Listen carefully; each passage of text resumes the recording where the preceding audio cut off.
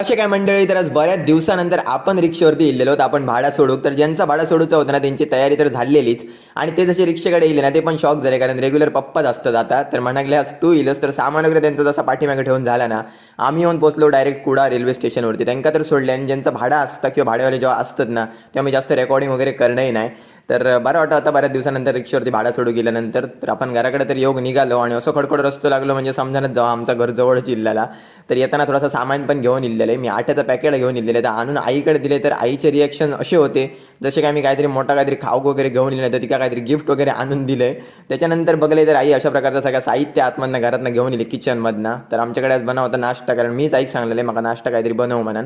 आणि उशीर झालेलो, पण आईन बनवल्यान फायनली अशा प्रकारचे ब्रेड पकोडे बनवतो आम्ही. तर मी सगळं घेऊन घरात दिले साहित्य. आईन बेसन वगैरे रेडी केलेल्यान, बेसनमध्ये बुडवल्यान आणि तेल वगैरे तापलेलं, तर आतमध्ये सोडल्यान. आणि बघता बघता आपली डिश तर रेडी जायतच इल्लेली.